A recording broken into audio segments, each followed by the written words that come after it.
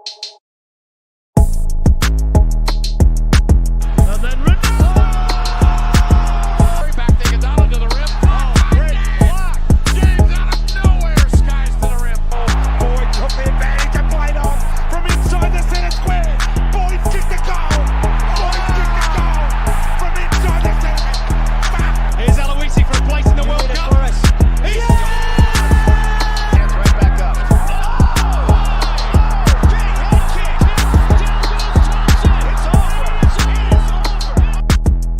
Live it, breathe it, love it. All sports, double coverage. What is going on, ladies and gentlemen? Welcome to Double Coverage. Hope you're still living, loving, and breathing sport. I'm Dom with the great man Sauce. How you going, buddy? Yeah, I'm good, mate. I'm good. You good? Yeah.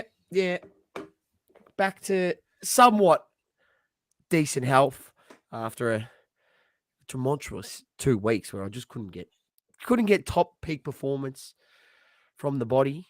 Just couldn't shake a cold. Just lingered for me for 2 weeks. Was Just not smashing tough enough one. vitamins, mate. No, it might be COVID-20. I don't know. Who knows? Le Mans 20, more like a Glen 20. We That's what we should be using. We need another wax for it, mate. We need another wax. Yeah, Jab it up. 100%. James, welcome. Good evening to you as well. Well, it's a pretty light on show, let's be honest, Sauce. EPL's done, NBA's done. We had got all the trade news in last week.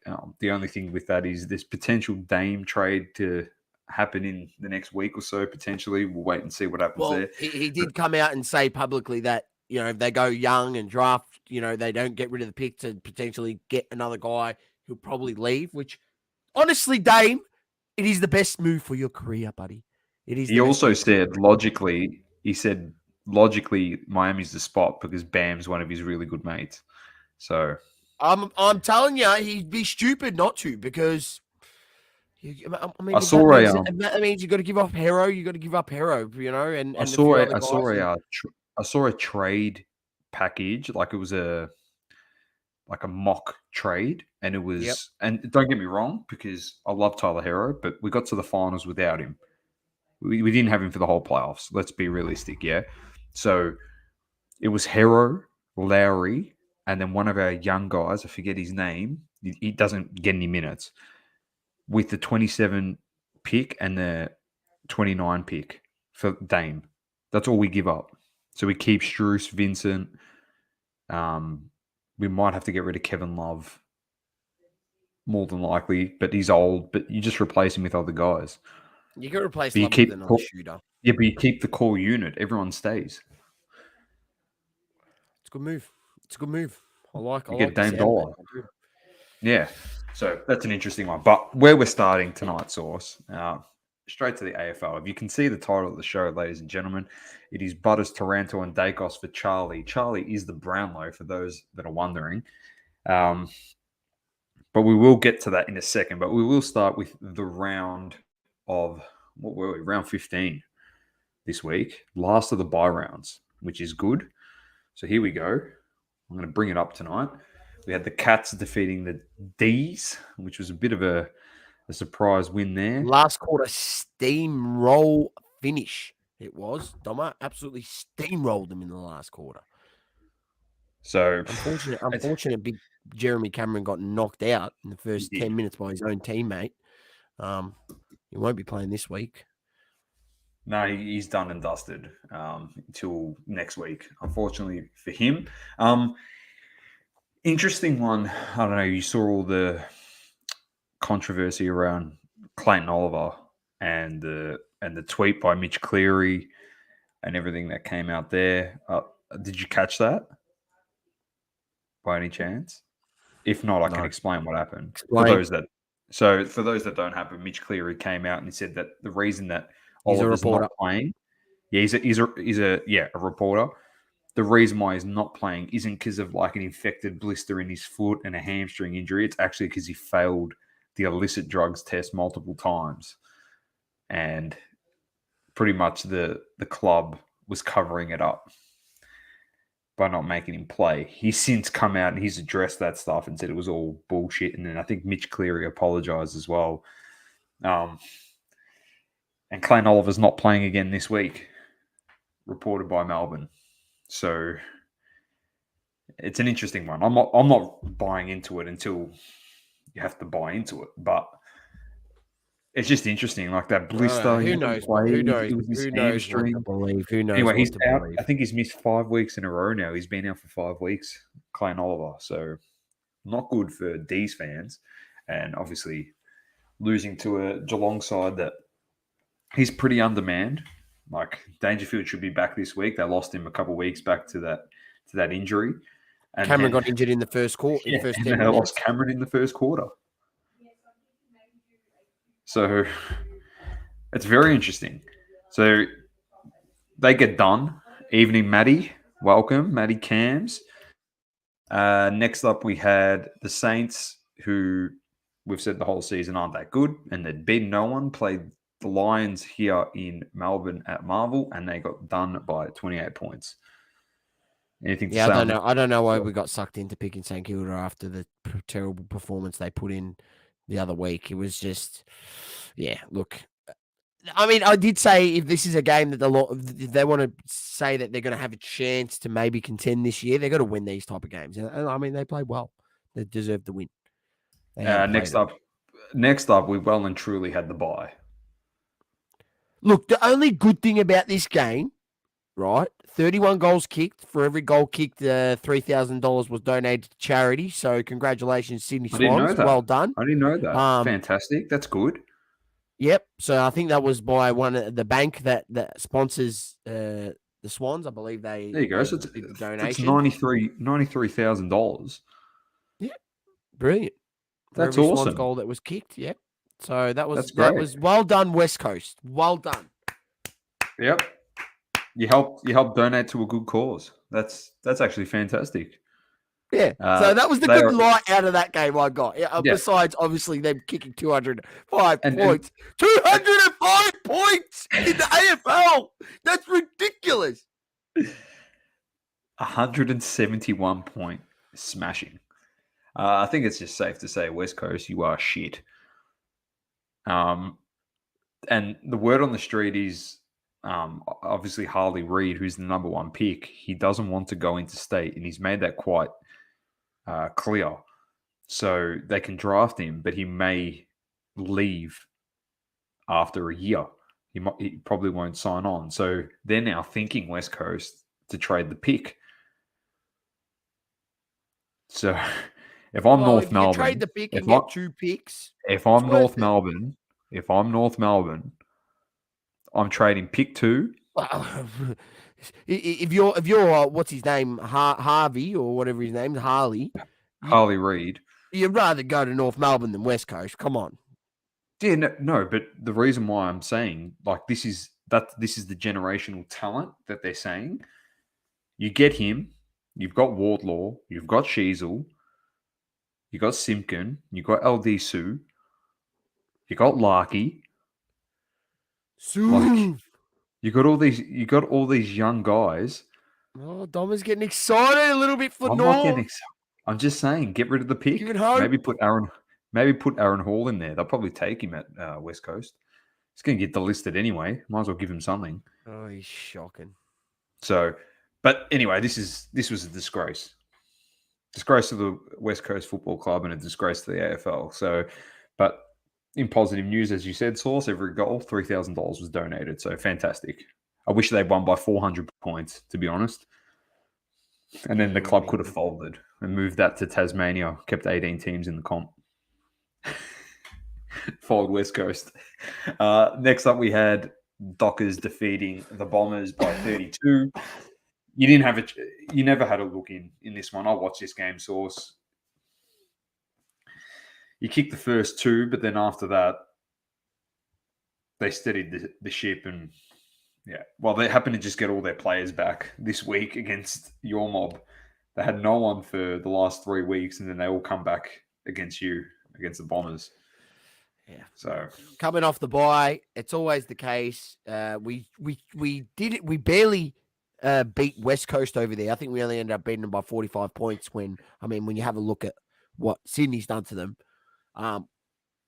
Which is a good win for us because we don't travel well to Perth. Our record there is horrendous. And I don't know why I got sucked into picking us off the bye, but suckered me in. And of course, we got what we deserved. We came out with very, very low intensity, not the intensity that has won us football games this year. And played first 10 minutes, and after that, we lost all our intensity and we let them walk over us. They were chipping the ball around, playing that kick mark game, and we weren't manning up properly, and we just allowed them to dictate the game. And look, we never even had a shot. Like, we never even got into a point where maybe we threatened them. We might get in within three or four goals, and then they'd kick another couple, and we were never inside. Not a very good performance by the Dons, but somehow we're still sixth on the ladder. So I'll take it still at this point. You take it. You definitely take it. We'll get to this game. The Gold Coast won first, 67-point winners over the Hawks. No surprises there. They played really well. They bounced back after last week's performance against the Tigers. Showing a bit of maturity. Yeah, they are. They are. And last game of the round, which they're calling Game of the Year, source, was Collingwood against Adelaide at the G. I don't know if you saw the halftime score in this game. I'll click on it. I'll bring you the stats. Give us the snake. They kicked 7 goals, 1. They kicked 7 goals, 1 to 3 behind Collingwood in the third quarter, and they were in front. The Crows. They were down at halftime. They kicked 7-1 in the third. Oh, so they've pulled a pies on the pies, but they've hung on. Pies. Yes. If it wants to give me the scoring breakdown, it'd be quite nice. There we go. Where is it? Sorry, a bit slow here. There we go. Here it is. It was 2-4 to 1-5. Then it was 7-5 to 2-8. There you go. 47 to 20. They were 27 points up at halftime, the Pies, and they were down by 13 at three-quarter time. Unbelievable. Right. And then the Pies kicked 5 goals 2 to 2 goals 5 in the last quarter. Wow. So the Crows had this. They had it. And, of course, a big performance by the one and only Nick Daicos. 37 disposals, got it here, 15 contested possessions, 9 clearances, 9 score involvements, and he kicked the goal. I'm pretty sure he kicked the goal to get them in front as well. So massive performance by him. Even Jordan Dawson was very good in this game for the Crows. So there you go, Saucy. That was game of the round, definitely. And they're saying game of the year. Matty Tape says we should have had that game. He should have by your kicking. Yeah, that's what I said on Anzac Day, mate. But we all know what happens. All right, let's get to round 16. Mate, if this thing wants to load, it's going all over the shop. Sorry for people that are watching it. Come on. Here we go. Thursday night football source. Lions, Tigers at the Gabba. Richmond Lions. Coming off the bye. I'm also going Brisbane. Swans, Cats, SCG. Swans. Swans are coming off the bye. Are they actually? Yeah, West Coast. Oh, no, they still had a game. I've got Sydney as well. Oh, Jesus. Adelaide versus North Melbourne. Adelaide Oval. Saturday. Adelaide. They're going to take out all their frustration on North. Yeah, you might lose Dogs, Fremantle, Marvel. Dogs coming off the bye. Ooh. Big game here for Fremantle. Big game for the Dogs. I think teams coming off the bye are, I think it's I think every team's nearly lost off the bye or something ridiculous. I read a stat. It's a terrible stat. It's horrendous. Doesn't help. Oh man. I don't know. The Dogs have, this is a game the Dogs have to win. Like, they have to come off the bye ready to play. They have to win this game. This is a no lose for them, in their season. They got to win this game. Not against Fremantle on their home deck. They can't lose it. I'm going the Dogs. I'm going Dogs as well. Suns, Collingwood in Queensland. I'm going to go the Pies. I'm going Collingwood as well. Dons, Port Adelaide. Port off the bye.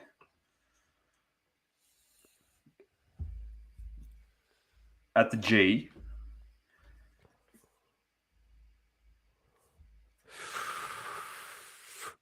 Ooh, this will be a tough game, but I don't know. I don't think we're as good as Port Adelaide, so I'm going to have to go with Port. I think I'm going to have to go with Port. Port, very nice. Hawks versus the Blues off the bye.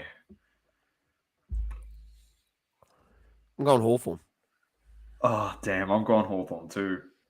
Oh, he's going Hawthorn. Oh, got it. Oh, yeah. Oh, yeah. Melbourne versus GWS in Northern Territory. Oh, this is going to be a tough game. I'm going to go. Oh, jeez. Give me a good game. But it's a tough one to pick. Yeah, I'm going to go the Giants. Oh, I'm going Giants too. I'll go the D's. So we got one different. I'll go the D's.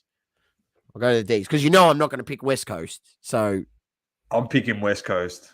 no, you're not. I'm picking St Kilda. I'm picking the D's. I'll tell you what, if the Saints lost the West Coast, they might as well fold as a football club. I'm serious. If any team loses to them, they are genuinely a rabble. That's how bad they are. All right. Saucy, there are tips. Dan the Card Man, welcome. Good evening.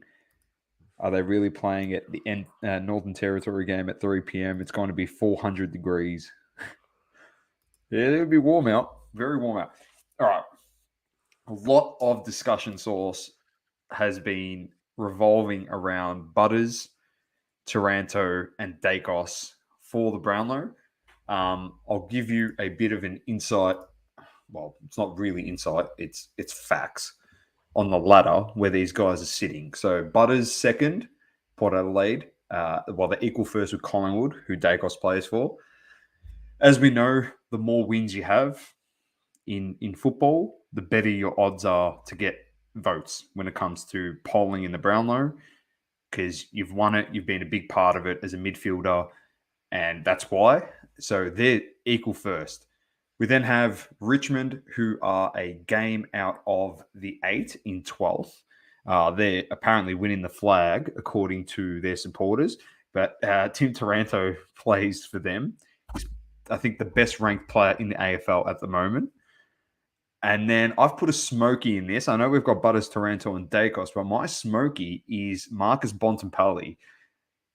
The Dogs are currently sitting 7th. With 8 wins. The odds have Petrarca in front of Bontempelli. They got Petrarca at $6 odds, and the Bonk at 7. Well, we can do it. We can do that as a comp because Source. I've stumbled across something.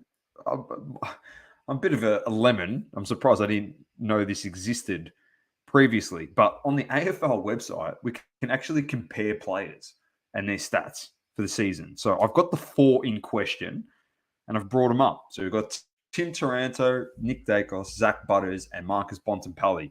For those that are watching,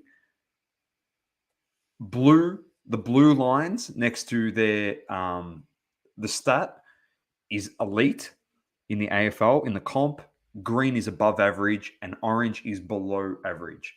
Yellow is average in general. All right. So that's the legend for those that are listening. For those that are watching, you can see it here. So we'll just run through it. So Taranto, Daicos, Butters, Bontempelli. So Bontempelli is actually ranked better than Butters. But because of the form that Port Adelaide have on top, I think Butters will poll better than Bontempelli. Fantasy points, we don't give a flying you-know-what about that. But goals, it's funny how you average 0.9 goals a game and it's considered elite in this day and age of football. But Taranto and Daicos are averaging 0.9 of a goal a game. Disposals 32 for Taranto, 33.3 for Daicos, 27.2 for Butters, and 26.8 for the Bont. The marks 4.1 for Taranto, 3.4 for Daicos, 4.8 for Butters, who leads that category, and then 3.8 for Bontempelli. Tackles, Taranto averages 7 a game, 2.9 for Daicos. He comes off halfback. He's a handball receive player, and then usage. So I understand that one. Butters 3.1 tackles, which is a bit of a surprise. As much of a hard nut as he is, he's always in and amongst it in the clearances. And then 7.8, Bontempelli outranks all of them. Clearances 6.9 for Taranto, so we'll say 7 for him. Almost 3 for Daicos, 4.6 for Butters. I think it's elite in their position because you can see it's blue here for Daicos and above average for Butters. Bontempelli averages 7.7. A few weeks ago, Source, I was telling him off air, ladies and gents, Bontempelli was actually averaging 9 clearances a game a few weeks back. That's unreal. So he had a down week. 9 clearances a game. I don't think people realize that is ridiculous. It's borderline stupid. Then we have our kick, 16.1, 17.5 for Daicos off halfback. He gets plenty of that. And then 14 for Butters and Bont. And then the handballs, almost 16 for Taranto, 16 for Daicos, and then 13 for Butters, 12 for Bontempelli. So pretty interesting there, Source. It's pretty even. Can we make a call early? A bit of a prediction 3/4 of the way through the season. I think it's got to be out of Daicos and Butters, doesn't it? Daicos and Butters. Oh, because they're on top. Team performance. I know, I mean, and you got to have a look at some of those moments that Daicos has been involved in some of these wins. Like he's been had big ones. Anzac Day. And like I just feel like they're things that stick in the umpire's mind. It's not like they can't see that he's not getting the ball and he's not involved. Like he's touching it 40 times a game, and he's damaging by foot. So I reckon he he's stands out. Petrarca. So They've got him as the favorite at $3. He's short odds. Who, Daicos? Yeah. Yeah, because he had 37. He dominated on the weekend. He got another 3 votes potentially in that game.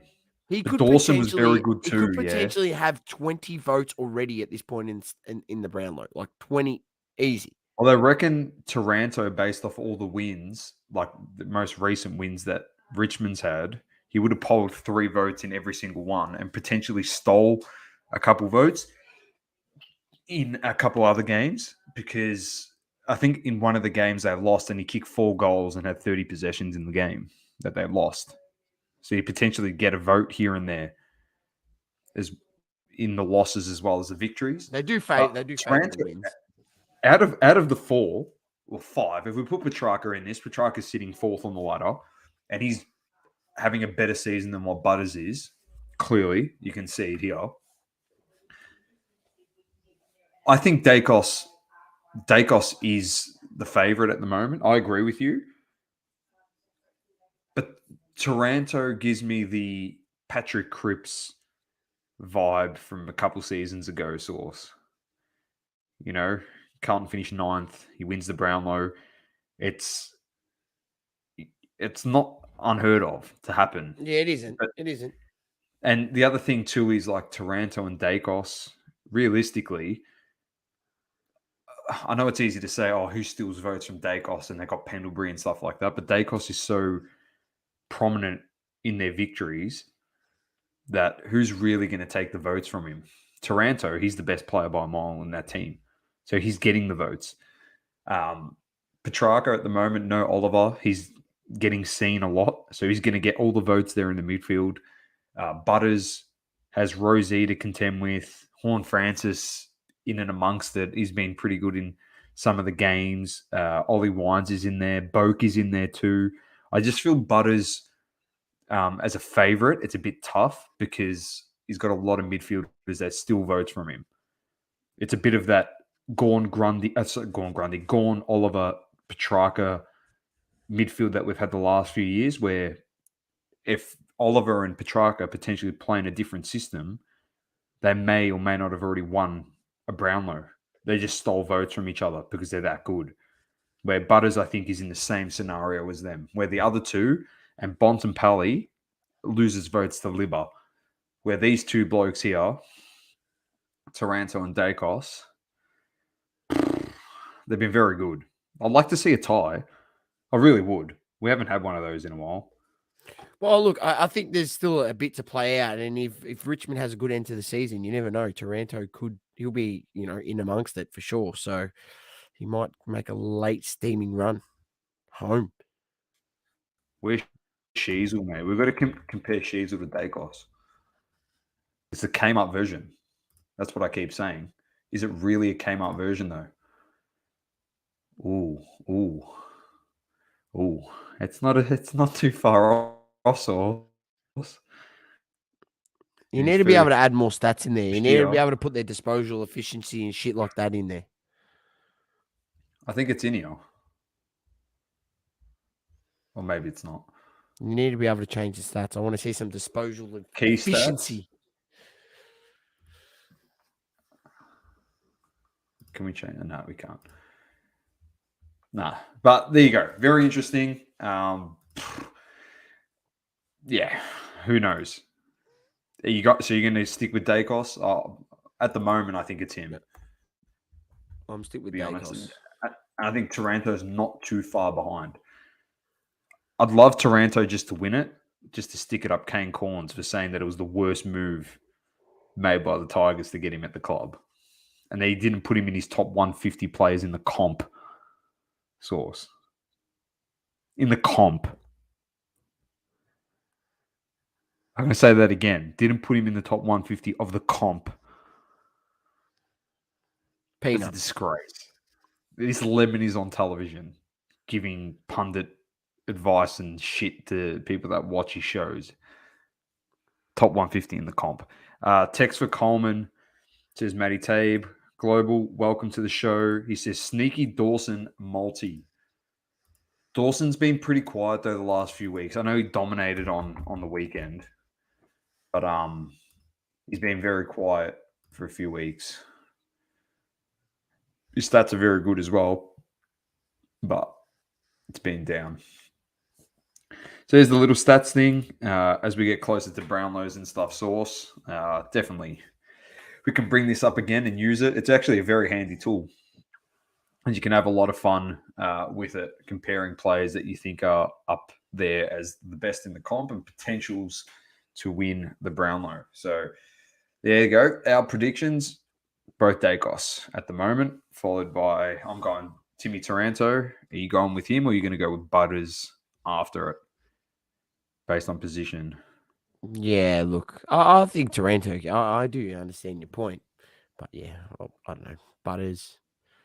I don't know if Petrarca can win it, even though they've got him as fourth favourite here. No, I don't think so. Odds. Easy. Nice and easy, Source. All right, let's move on. Great, man. We've only got two more sports to cover, F1 and UFC. We've got the Austrian GP this weekend, Sunday, 2nd of July, 11 p.m, off the grid. Should be back and running to watch Verstappen win again. But I've got news, Source. Oh, We just preview the race, but I've got news, and it's Danny Rick news. Oh, Danny Rick news. So, here it is. I'm going to bring this up, this article. So, Danny Rick confirmed for a return at Silverstone to evaluate his pace. So, he's going to be driving the car after the Silverstone race in a testing. And it was also confirmed today that he's also going to be doing a testing after Imola, I'm pretty sure, as well. So Helmut Marko, who is the team motorsport advisor at Red Bull, said after the British Grand Prix, he's going to evaluate his pace. We will have Ricciardo in the car for 3 days after Silverstone at the tyre test, and you can evaluate where Ricciardo really stands. blah, blah, blah, blah, blah, blah, blah. There was something else. There was another one. There you go. He might get another one after Monza in September as well. And I did see an article source that apparently AlphaTauri may have a seat for Daniel Ricciardo next year if all goes well for him. But also at the same time, if Sergio Perez doesn't lift his game, potentially could replace him next year. And he could be driving alongside Max Verstappen, which is an interesting one. At least he has a chance to win a race in the Red Bull. Mate, we called it when he went there, though, didn't we? We just said left. He should never he should have never left. Yes, he should have never left. Danny Rick, he should never have left. He's got, mate. He's gone full circle. He's gone full circle. Pissed me off. He's had to take his path. He's had to take his path. He should never have left, man. Looks like Danny Rick will be back in F1 next year at some capacity. I hope so. Him and Piastri on the grid, fantastic. Welcome, Jay. He says, "G'day, fruitcakes." Messiah, mate. So that's it. Tune in for the Austrian Grand Prix on Sunday. Now, before we get to UFC, interesting one. Saudi League, Soccer Sauce. Live Golf. Tennis is the new one. But our man, don't tell me. But working in conjunction with the ATP. Oh, so smart. They want to replace one of the tournaments on the calendar. I think it might be at the end of the year or a preseason one where it's an invitational. So there's a big purse at the tournament, but they're going to incentivize players by paying them just to compete. Like potentially pay 6 figures just to get them to show up at the tournament source to play. That's not even the purse. So Nick Kyrgios tweeted about it. He said, we're going to get paid finally for like our ability, even though, I think you get paid a shit ton of money as a tennis player already. Besides the point, if you just play the whole tour. If you make it to the top 100, you do, Dom. Yeah. So, you're going to only be invitational. This guy's in the top 100. He decides when and where he wants to play. And this is perfect. You could play once a year in Saudi Arabia and get paid a shit ton of money and just not play anything else. Play 4 Grand Slams and then a tour on the ATP. So he's welcomed Saudi Arabia's interest in tennis as officials consider increased contribution from the country's public investment fund. The Australian player indicated he was keen for tennis to follow golf's venture into Saudi investment and reap the associated financial rewards. Kyrgios said, finally, they see the value with added money bag emojis. We are going to get paid what we deserve to get paid. Sign me up. The ATP website lists Kyrgios' career earnings as more than $12 million US. Tennis is the latest sport to be linked to potential Saudi takeover, raising more questions about the influence on global sport of a country known for widespread human rights abuses. This is what we just keep getting told all the time. I'm not going to say they don't do it. They do. But look at the Western world. We do it also. Kyrgios has made few appearances on tour since injuring his knee. I don't care about that. But ATP chair Andrea Guadenzi recently confirmed positive discussions had taken place with potential investors, including the PIF. After his win at the Queen's Club on Sunday, world's men's number 1, Carlos Alcaraz, said he had no doubts he would be playing in tournaments in Saudi Arabia at some point. So you got world number 1 on board as well, Saucy. And I tell you what, where there's money, they're not going to... Mate, they could all say, I don't want to go there, I don't want to go there. We had a World Cup in Qatar. You all went there. So shut the fuck up. That's all I'm saying. Money, money, money. Boom! That's what we just need the bomb to drop. Give us the dollar. Give us the dollar. Dollar. Dollar. That dollar. Money, money. Where there's money, you'll go. Money, money. I don't care. There could be any human rights issue. You're all against it because you're celebrities. But where there's money, you want to get paid. So don't talk. The next gen tournament featuring the top 8 men's players aged 21 and under is due to move from Milan to Saudi Arabia for the next 5 years under the new deal. But Tennis Australia chief Craig Tilley is confident tennis won't face the threat of a polarizing breakaway group like Live Golf. What's different to what we're seeing? Anyway, I don't really care about his statement. However, similar to golf, tennis, 4 majors operate separate from the ATP, WTC, and International Tennis Federation, resulting in 7 different governing bodies, which makes any sport-wide changes more complicated. Anyway, they want to add on there a tournament. So, very interesting source. Very interesting. Very interesting. Smart. I'm just saying. I think it's a good approach by the ATP to not to embrace it and try include it and obviously get a cut out of it. May as well, and not do what they did to obviously the PGA. Do not take that route and look what's happened full circle. 2 years later, they're now wanting to join forces. So they see the potential in it. The reality is money talks, and I think deals will get done, and we'll see tournaments over there very, very soon, and they get paid a shitload of money. They will. So it's, I don't know. People say it's bad for the sport. I say I welcome more opportunity for athletes. Doesn't bother me. Doesn't bother me. And you never know. You never know what that means. That means, mate, you never know. Like, you get certain guys that might get there and they get a nice big payday, and they might pay a few less tournaments or along the ATP, and that gives more opportunity to other guys that are playing the Challenger circuit. So anyone who doesn't know, if you're not on the ATP circuit, then you've got the Challenger circuit, and that's where you're literally making ends meet. Flying out, living in cheap accommodation. You're not living the lavish lifestyle. You don't have, like here at the Australian Open or whatever, they got chauffeured vehicles from your hotel to your courts and to your practice facilities and all that stuff.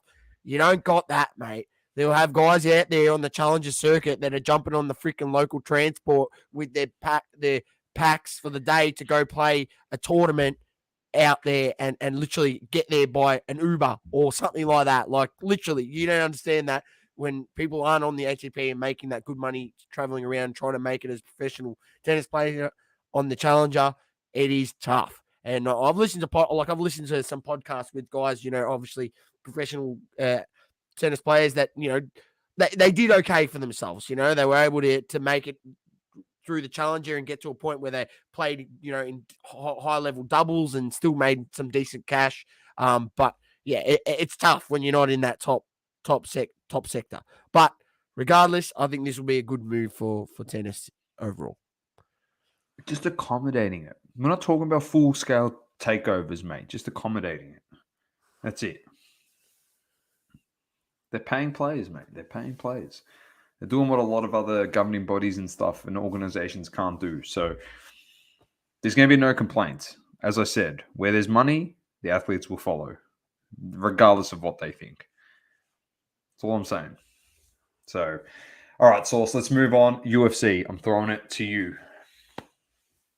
Doma, as you know, you can't start the UFC segment without letting people know that you've got to make sure you clean yourself with the best soap in the business. Roll Clean Soap, #1 in Australian martial arts, hygiene, BJJ, and MMA.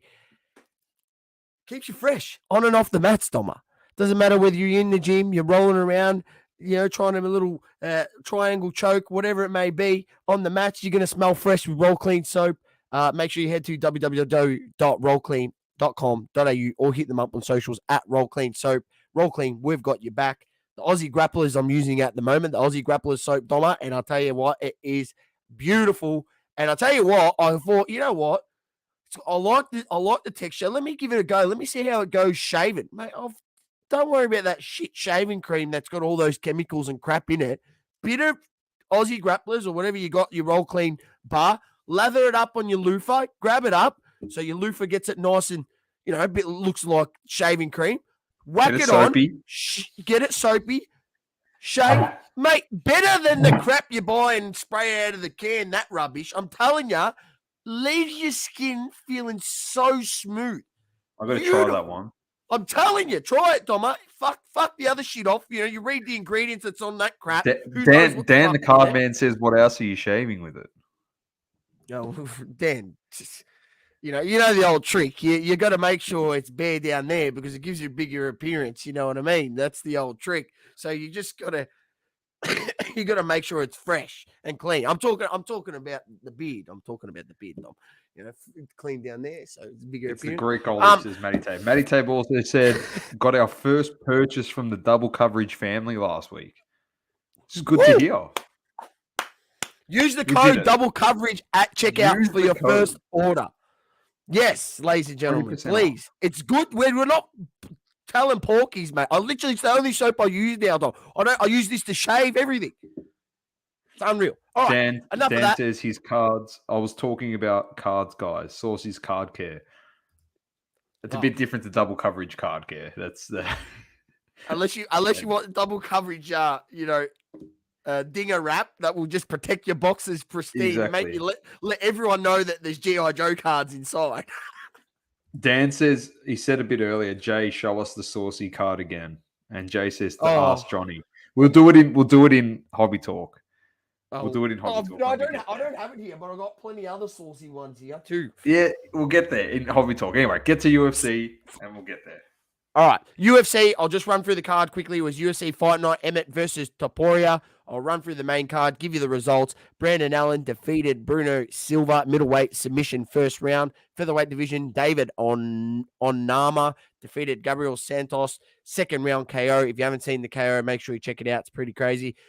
Heavyweight division, Justin Tafar against Austin Lane. Austin Lane with a dirty eye poke. Got called off 30 seconds into the fight, I believe. Tafar's eye had literally closed over. He couldn't see out of his left eye. So unfortunate there that it was called a no contest. But it was a bit shonky, if you ask me. The way he leaned in with it, his arm, didn't even try to clench the fist, finger straight into the eye. He was scared to get knocked out by Tafar. He throws hammers, man. He was scared Austin Lane. So he threw the eye poke, dirty eye poke. Matt, you got to be careful. You never know. Tafar could be cooked for a while now with that eye. His eye literally was shut. Then you had Macy Barber defeated Amanda Ribas, second round KO in the women flyweight division. And then the featherweight main event, Ilia Topuria defeated Josh Emmett, fifth round decision. He moves to Ilia Topuria, moves it to 14-0. So well done to him. I think that will be a very, very good fight. Whoever's fighting up next, I think that's my boy's featherweight division. I think that's my boy, the Volk, mate. Has it in there? So he could be up. He could be up next should the Volk beat. Matty Tape said Shane Mitchell fought hard but went Yeah, into a Rodriguez. great spinning back heel kick. What's that?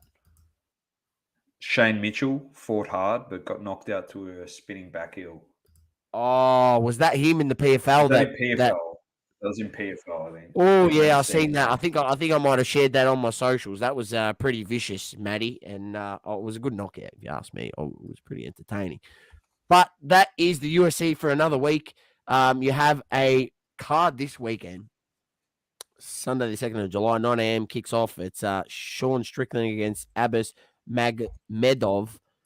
Yeah, look, that's the main fight. The lightweight co-main event is Namir Ismagulov against Grant Dawson. And then I'll just have a look through the card, see if there's any notable fighters that may stick out. Nothing too much, but regardless, it's always entertaining tuning in. It's a good one because it's a free one. So if you have ESPN, you can watch it from 6 a.m. Australian Eastern Standard Time, or check it out on your local guides when it's going to be around for you. Very That's nice. it. All right, mate. Done and dusted. Before we move on to Hobby Talk, we have, first of all, go buy Roll Clean soap. Secondly, you're in here now. More than likely, you're watching this on the computer. You're watching this on your TV. If your phone is next to you, please do us a favor. If you haven't subbed already, please do sub. If you're listening or watching to our YouTube channel. If you haven't, jump on Spotify, Apple Podcasts, wherever you listen to Double Coverage, and give us a review out of 5 stars. If you think we're lemons, give us 1. But we assume because you're listening to us every week, you love our shit. Give us a 5-star review. Feel free to write something. You don't have to if you don't want to, but that will really help as well. It pushes our podcast up in our category, and more people are able to see us, and hopefully the content that you love gets pushed out to new people as well, so we can add more people to the double coverage family. So There's nothing if you've more that got I'd love to time get on while we here on head a into Tuesday Hobby night. Talk, And have 50 people in the live. I think it'd be the best thing ever. And that's the goal, to have a big live going on a Tuesday or Wednesday, whenever we decide to regularly do the show. And we get more people. You never know, Doma. We throw these lives and you get more people. There'll be more shows because it makes it more fun when people join in the comments and give us ramblings on, and we bring them up and we have topics to talk about, and it makes the show very fun and entertaining. So thank you very much, anyone that stopped and did that now. That's mate, live. look, Appreciate it. easy. Multiverse Collectibles. Just gave 5 stars. Appreciate that very much. Anyone else that's listening to Jay this on the said- playback would be great. Slobby talk. Jay says slobby talk, and if that's what you want, we'll give it to you. Hobby Talk brought to you by Platinum Standard Grading.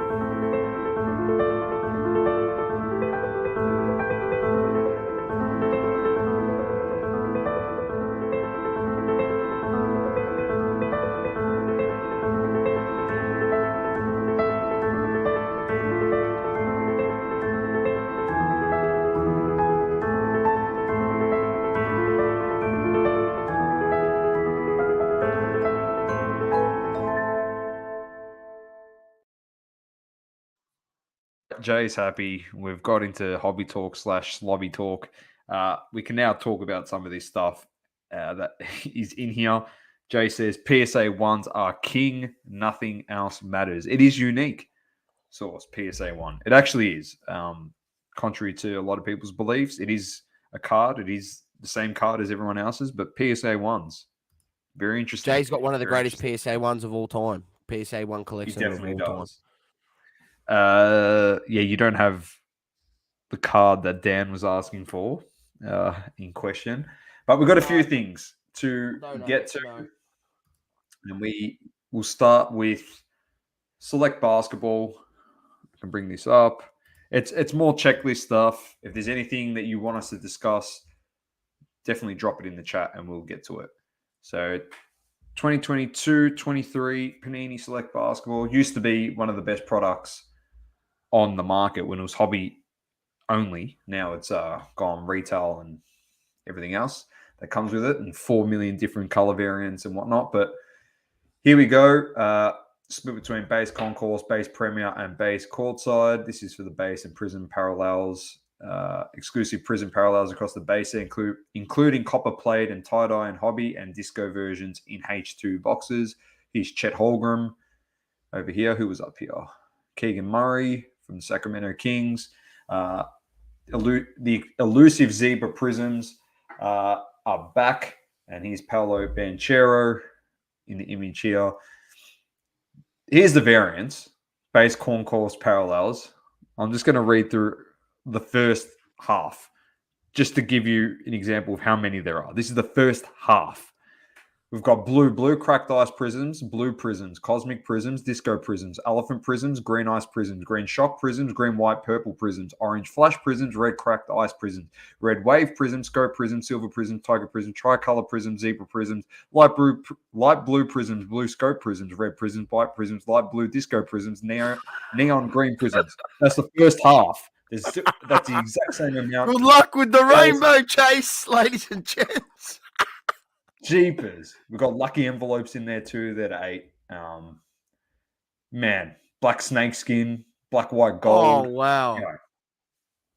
So that's for the base concourse, and then the base premier is exactly the same thing. And then the base courtside is the exact same thing, Source. So if you wanted to do it, if the player had a courtside, premier, and concourse card, and you wanted to chase the rainbow, there's a fair few variants you need here of that player. The Panini Select inserts. So as for the inserts, returning and Fuego, this is actually a bit of a better design here with this Luka the Don. Select Future, Sensation Snapshots, and Unstoppable. Also come in silver, gold to 10 and black 101s. Here's the Unstoppable, Jason Tatum. The color wheel is a new chase for Select. The short printed insert has been issued in other sports sets via Prism and Select. I reckon this card looks shit. If you ask me, looks terrible. The design. You know what that looks like?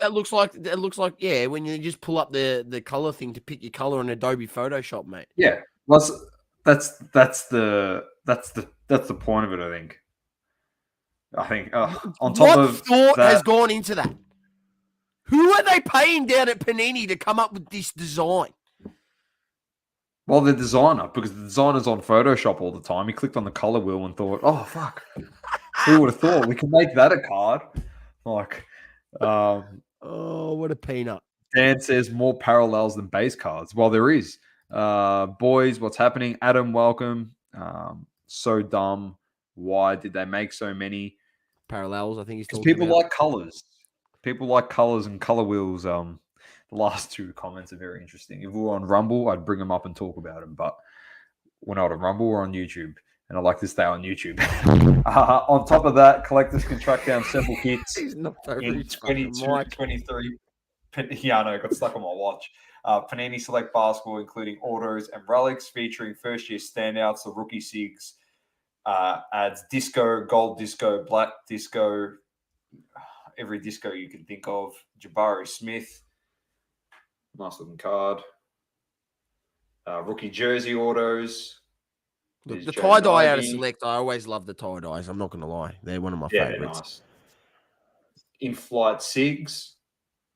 Not a bad looking card. Not bad. And I've got a nice in-flight SIG of Brandon Ingram, one floating around that I bought a while back. They're from an older set. Yeah, the top shelf SIGs cards are only in H2 boxes, offering limited tie-dye and black finite versions. First off the line boxes, June 20, whatever that is. Prices start at $1,200 USD a box. Yeah, overpriced. Yeah, here's the box. There you go. Released on June 28th. Break and gamble responsibly, ladies and gentlemen, with this product.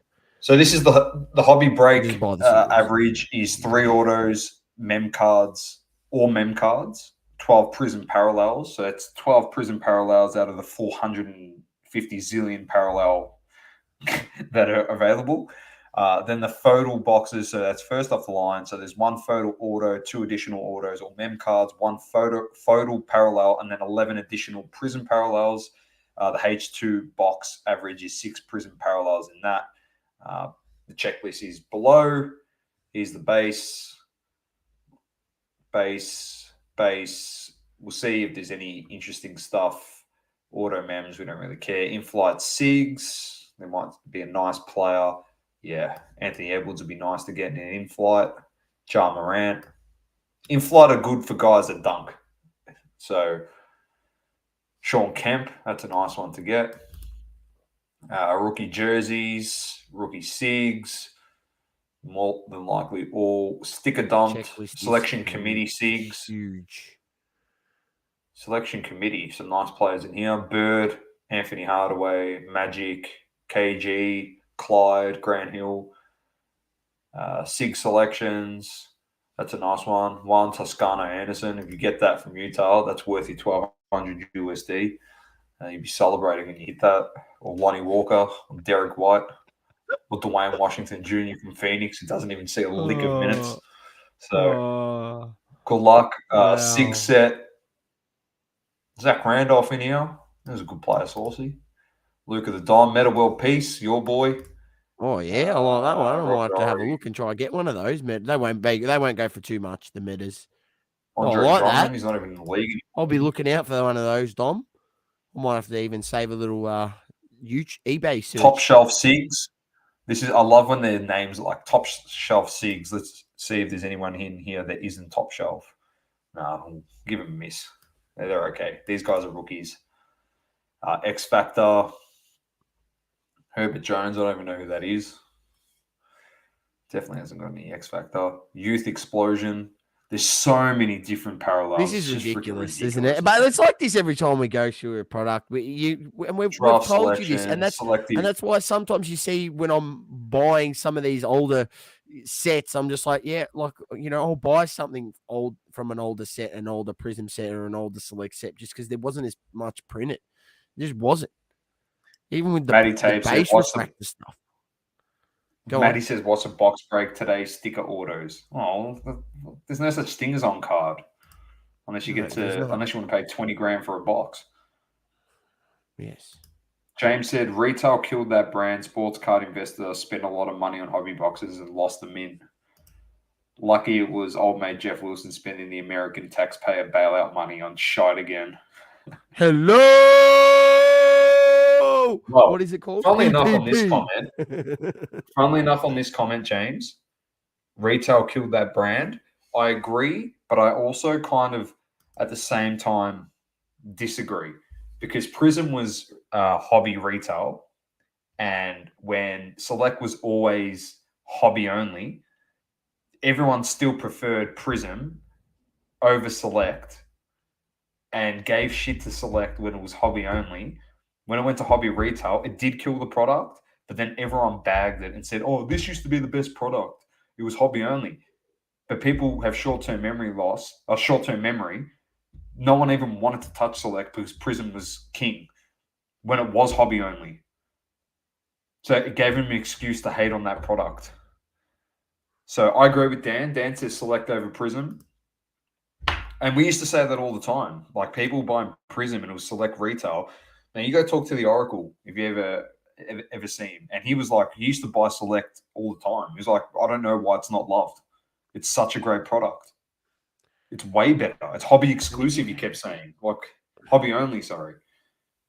So Simon says, new junk wax era with Panini exiting, just dump 5 years worth of product. Select over Prism, says Dan. Purple pulsars and checkerboards, crap on Prism parallels. I agree. And Jay says Jersey Fusion over National Treasures. Oh, Jay's such a troll, though, isn't he? All right, so that's it for Select. All right, next up, there's a few things here. This is just if I can one. find the Select card, I'll bring it out. I'm trying to find it here. This is just one that I saw.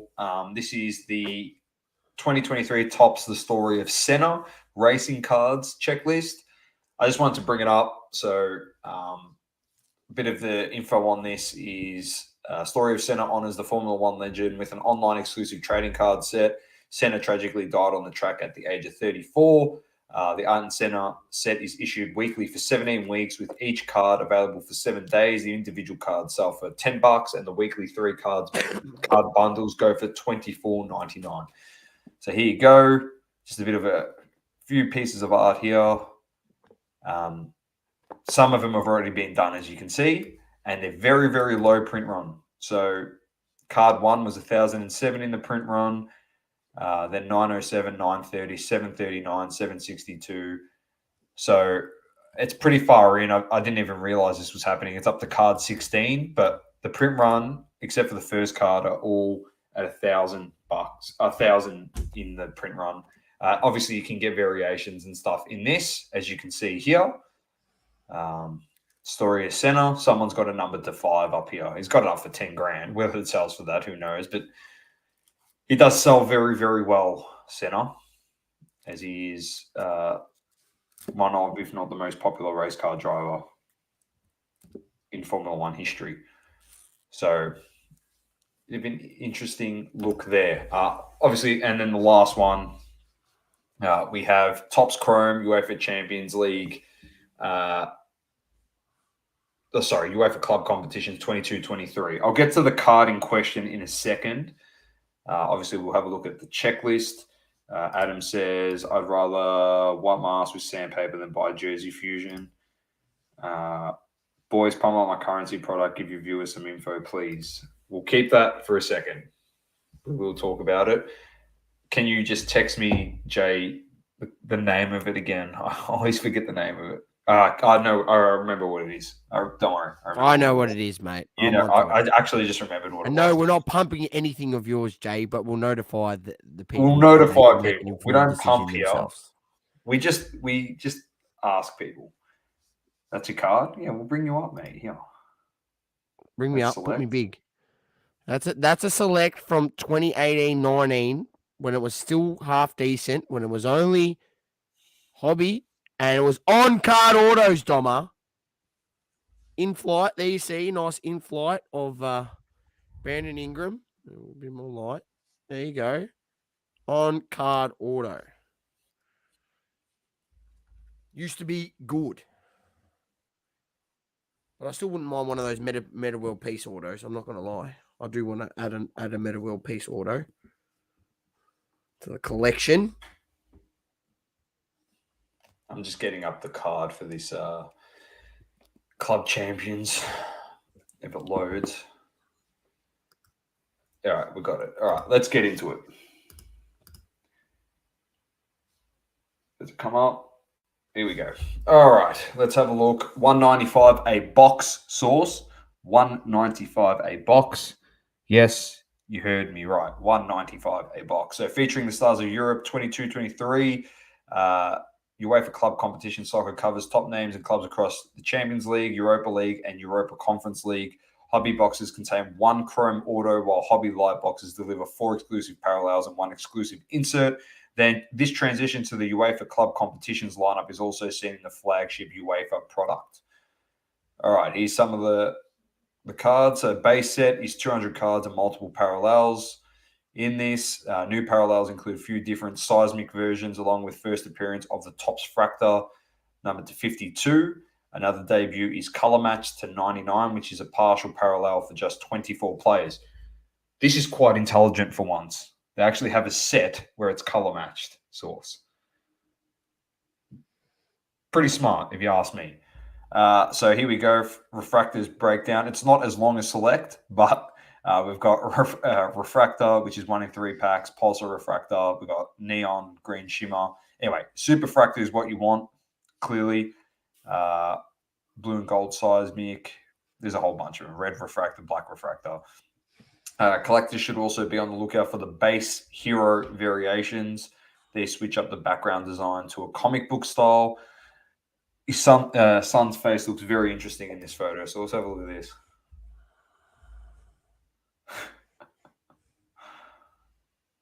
Hopefully that is just That doesn't look very it doesn't lifelike. No. It's meant to be a comic. It's meant to be a comic card, that one. Oh. Here's some inserts. So in addition, we've got the 1959 Topps, which is 1 in 5 packs, turns back to a classic design, while Specimen takes a futuristic approach. Haaland looking like Goku in the tube, mate, getting ready to fight Frieza. Back in the day, if people remember that one. Jay says, bad verbiage. I mean to explain and spread the knowledge. Is this card secretly on your mum's eBay account like Slabstocks did, says Dan. Imagine a patch of Ron Artest, the Jermaine O'Neal from the Malice in the Palace. That'd be cool. Dan says that's not Son. It definitely isn't. Looks like he's touching.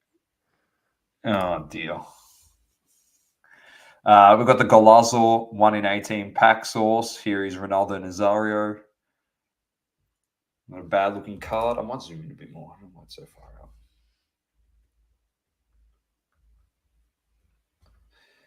Another choice is the Wonder Kids.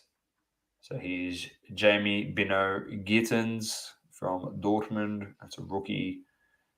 Joga Benito is back by popular demand. 1 per case for that. And then falling at a rate of 1 per box, the Youth Quake for Rising Stars, exclusive to the Hobby Light. So here is Julian Alvarez, who is a rookie in this product. As for the short prints, Hobby Master comes with the tagline, be a master, collect the masters. Is Jude Bellingham. Topps also teased the next installment of the Grail continuation insert. So here's some of the autos. This is a nice one, a duel of Musiala and Bellingham. We've got Zizou, Zinedine Zidane. We've got Enzo Fernandez, rookie. And there you go. Some interesting things. The checklist is here because I went through this a bit earlier. The triple autos, which has this card in question. The chase of the set. Which is triple auto of Messi, Ronaldo, and Haaland. Very nice. Anyone losing the plot in the chat? No for once, which is good. There is also a triple auto of Ronaldo, Messi, and Luka Modric in this source as well. As you can see here, they've actually done a good job with the triples. They've got a Musiala, Pedri, and a Bellingham triple auto.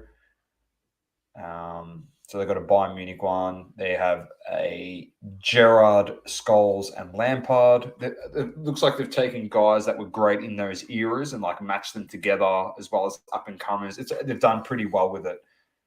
They've got a Xabi Alonso, Gerrard, and Danny Murphy for Liverpool. They've got a Maldini, Kaká, and Crespo, AC Milan triple auto. That's a nice card. They've got an Iniesta, Messi, and Xavi triple auto, Barcelona. So they've actually, for once, been smart about how they do this with a few things. So there you go with that one. Golasso autos. There you go. You can get Ronaldo Nazario in there. Garnacho's in there. Musiala, Jogo Benito autos. You've got Bergkamp, Kaká, Bellingham, Pedri, and Son. Specimen autos. You can get Haaland, Van Dijk, Messi, Vinny, and Harry Kane. Wonder Kids. You got Johan Bakayoko from Eindhoven, Fabio Cavallo at Liverpool, Garnacho, Azahaku Fatawu from Sporting Club de Portugal, and Rooney Badgaj from FC Copenhagen in there. Then some of the nice ones like Zinedine Zidane. Who else is in here? Ilkay Gundogan, Cannavaro, Charles de Ketelaere. You can get Ronaldo Nazario autos Barcelona. Is that an auto? No, insert. So there's a few nice cards in here, Source, but of course this is the one that everyone is keen for, this bad boy right here. So, yes, Dan, I completely agree with you. Shame they are stickers. I know, but it's the easy way out for these people. It's the easy way He out does. for them, isn't He it? does positive. He does still play at Barcelona. Pedri. So that is the card in question. And I think from me, Source, we're almost done. The last thing I wanted to get into was on Cardboard Connection. They've got the 100 most watched sports cards on auction on eBay for the week. So there's a few interesting ones, not in particular order of price. I don't know anything about baseball, Source. So we've got a Ali De La Cruz rookie auto, which is on bids at almost 15 grand. It's a nice 0405 exquisite Kobe 3-color patch, game used patch, Source. Oof. BGS 9, 10 auto. That's at 5K. 0607, 0506 Jordan James game used authentic fabric dual auto to 50. It's at 9100. A few nice cards in here. Jordan 02 Ultimate Final Floor Buyback Auto. PSA 9 Auto 9. Then, of course, Manuel and Griffey. Another Jordan. He's your Upper Deck exclusive Source, but with the auto version in a PSA 10, 8100 US. A base Fleer Jordan for 3650 US. More baseball. Topps Chrome, PSA 10. Select Black Prism Mahomes 101. There's one for you, Jay. I love how he put this. Must say it looks nicer in person. It must say it hasn't got the full title in there. What a lemon. Shitalona. Manny would love that. He hit a cycle in his 2-week playing in the majors. All of those cards suck a donkey. Come on, garbage. Uncle Kenny would be upset with that Jordan Fleer base. Well, that's according to him. That's not the true Jordan rookie, mate. According to him, he's at all points of his selling career, he's been spruiking every Jordan card he can. So I don't know which one's the rookie. Well, that base was at 36.50 US source, and this this BGS 9 is at 62.50. Who knows? USD. Probably Shield. I'm not clicking in these to check, to be honest. No. Bowman Chrome, Brady. We don't have the time for that. Is it BGS 9? Where do you find this page? Eye appeal. Huh? Cardboard connection. I can drop it in the chat. If people want to have a look at it, by all means. I'm not going to go through all of them. I thought it'd just be interesting to see what people are putting in their watch list. Obviously, a lot of baseball. There's a Tatum here. More that James 1933 Gaudi's probably been trimmed, most likely. Where was that? Oh, yeah, this one. It was up 33 there, Gaudi. Yeah, that one there. What else we got? Trevor Lawrence, Color Blast, better than Mahomes. All we need in here in the next couple of cards is there's a lot of Jordan rookies. All we need is a Justin Herbert just to set Jay off the deep end. He's a 2022 National Treasures. He's the next great quarterback, mate. Messi. He's next Tom Brady. Joey B. Here he is. There we go. There's the ticket. Hey! Invest. Herbert. All right. Funny enough, I'll say invest. Drop that. Get rid of that, Doma. Let me bring this up. Brett says, have I missed any Source rants? No, but Source is about to take over here. So, all right. They talk about investments. I appreciate Graded Card Investor puts these together on Instagram. Let's have a listen, ladies and gentlemen. Oh, man. We have another Luka Doncic Holy Grail rookie selling for a massive loss, guys. So a 2018 Panini National Treasures Luka Doncic rookie patch autograph, serial numbered 7/99, graded BGS 9.5, gem mint condition with some pretty impressive subgrades, 3 9.5s and perfect 10 on the centering. On-card autograph, vertical display, orientation. Beautiful card, guys. Sold at auction on PWCC January 23rd, 2022 for $348,000. Well, this card, the exact same card, last four of the certification number is 5106, just sold on PWCC Marketplace May 26th, 2023 for $75,000 for a total loss of $273,000. Yes, you heard that right, Dom. $273,000.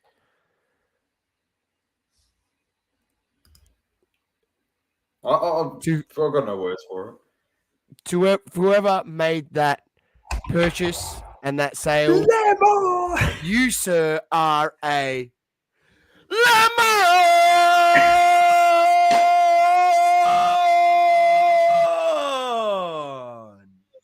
Well done. You've made it to the show. You are a lemon. I wasn't expecting 11 this week as well. That's why I had to pull it up on you. I didn't tell you I was giving a lemon, but that deserves a lemon. You know what I wanted to do, Dummer? And I didn't have the time to do it, but I wanted to go and actually track back and just say, if you spent that money, which I was going to equivalent to an Australian money and work it out, that if I bought a property at that time in this part of Australia, what you would have now compared to that, that's an investment. Not a basketball card with a picture of a guy shooting it on there with his autograph, that a patch that has nothing to do with him, he's got no association at all. That's not an investment. So whether that person thought they were going to make that money on it, absolute peanut. You go into the comments, Doma, and some people say, oh, that's a card you need to hold for 10 years, not 10 months. And people are literally roasting the guy, going, even in 10 years or 30 years, it will make no difference if he's not won any championships. Even if he wins championships, I still don't think it's a $350,000 card, ladies and gents. It just isn't. It's not that rare. There's 99 of them out there. I can understand the 1 of 1 maybe if he does something being worth something, but there's that many Jesus parallels, that many creepers, Luka man. rookie cards. It's just not worth that amount of money. And for that especially, you are a lemon, man. You are a lemon. That's one of the all-time. 273,000. That was one of the all-time 273. great lemons. That's it. Oh my God, I'm choking When I here, think- man. Bro, when I think of all that shit, I just think of one man and one man only every time something like that comes up. And I just think of this bloke right here, mate. Johnny! The greatest of all time. Johnny Sins Stones. right here. Johnny Stone.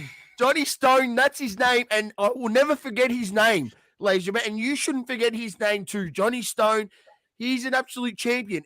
Even, listen to this. This just tells you everything. Even this 11-year-old, 12-year-old, however old he is, knew that a piece of fucking cardboard, right, isn't worth $100,000. And he sold it like that. As soon as he pulled it, mate. He clicked his fingers, it was sold. I love that was that the 1 of 1. 11-year-old kid. Mac I love Jones. that the 11-year-old kid fleeced probably the 35, 40-year-old Lemon, who's had like 30 years extra more life experience. He's definitely not learned a fucking thing by the looks of things in that 30 years.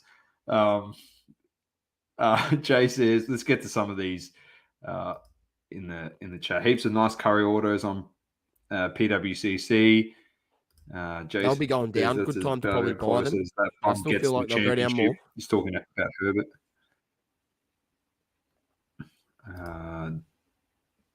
Doncic.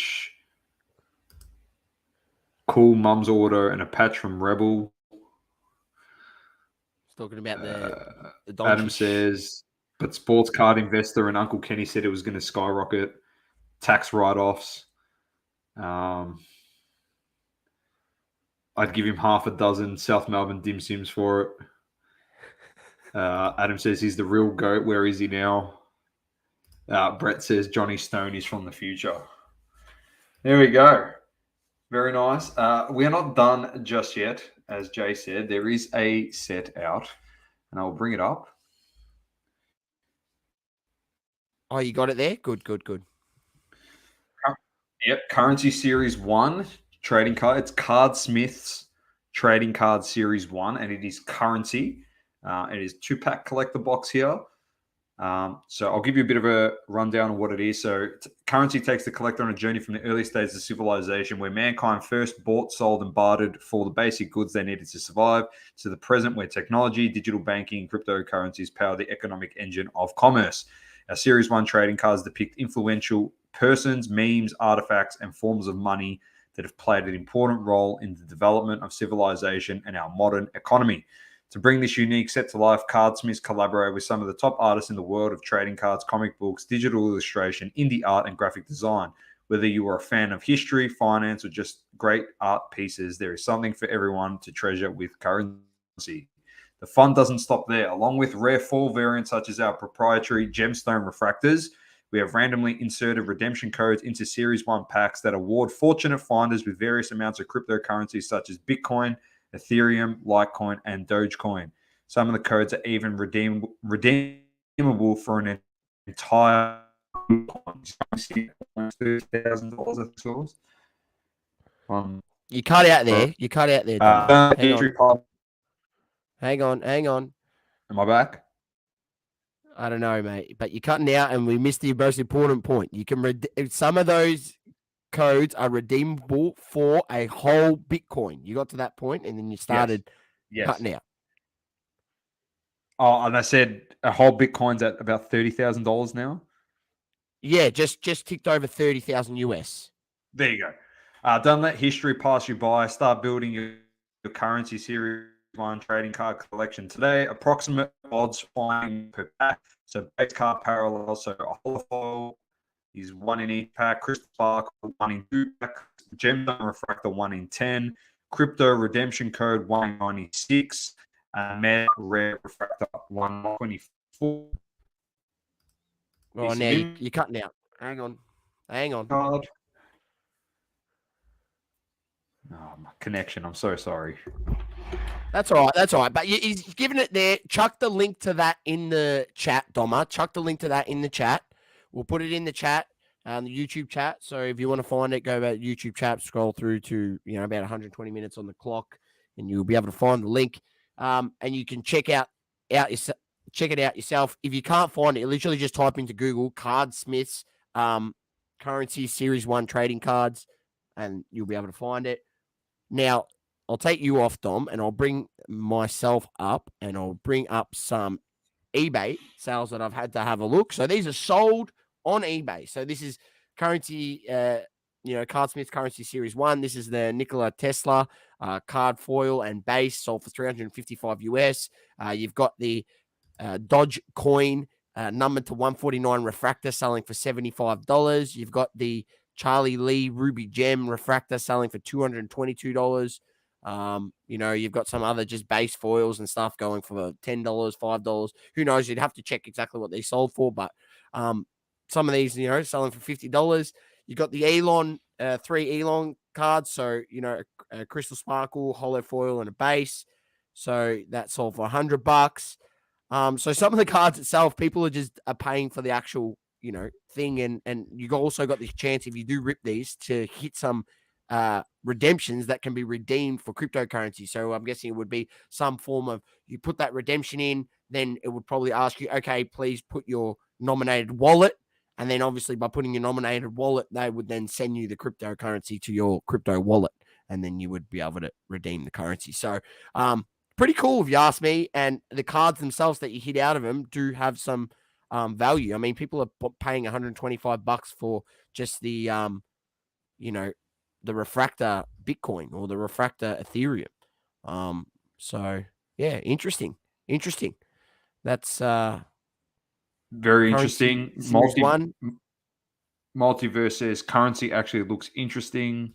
Positive says AI. Brett says very nice Tyson Fury card. Source, if you haven't seen that, head over to our videos. Saucy had a mail day from Tyson Beck.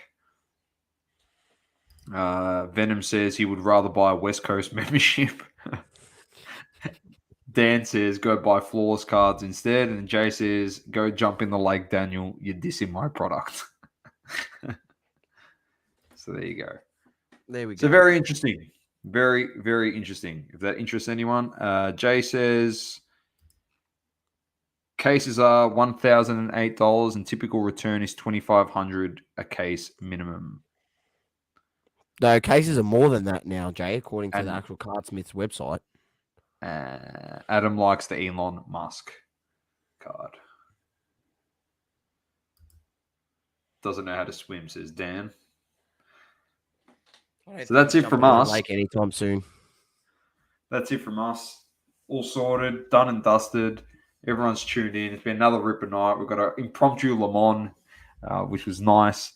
And as we mentioned halfway through the show, please do head over to the podcast on Spotify and Apple Podcasts, Google Podcasts, wherever you listen to that, you can leave a rating. We'd appreciate that so much. Helps us get pushed out higher in our category that we've nominated for our podcast.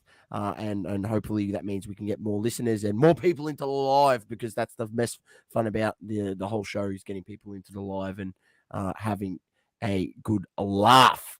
And feel free, obviously, drop a sub, obviously, on our YouTube. Share it around. Let people know that you think would be interested in the show. Last few ones, I'll do $1,008 shipped for us. There you go. A special exclusive deal for double coverage listeners. Hang on. Contact this man here, right? Where is he? Card Messiah _19 on Instagram. I will bring him up. Contact him on Instagram. He will sort you out. Special deal according for just for the double coverage listeners. He's got the greatest page of all time. There it is. There He's there got the it is. greatest There page ever. he does. There's his great PSA 1, the Patrick Mahomes rookie PSA 1. He's got the only one in the pop report. Yes, you heard that right. He's got the only one in the pop report, PSA 1, Patrick Mahomes, silver, Prism, a rookie. And he'll also sort you out with some cases or boxes. I think he's only selling it by the case, so don't contact him unless you want the case. Cases for 108K shipped. Is that USD? Man, I'm guessing that's USD because we always talk USD. But regardless, check him out. The Card Messiah _19. Doma, you do the rest. Yeah. Global, last one. We said, do you know what happened with LTB? We do, and we don't give a flying fuck. All you need to know, Global, and ladies and gentlemen, is that these two won't be breaking up anytime shortly because one and the other, we're both lemons. So we're sticking around for a very long time. There you go. And on that note, keep living, loving, and breathing sport. It's Diamond Sauce, the two Le Mans. That page does rival Shoeshine Bob. Peace out. We'll catch you next week. Peace out. Peace. Thank you for tuning in. Please don't forget to leave a review on the Apple Podcasting app. Also, follow us on socials, Instagram, Facebook, Twitter, and TikTok. Talking all sports, double coverage.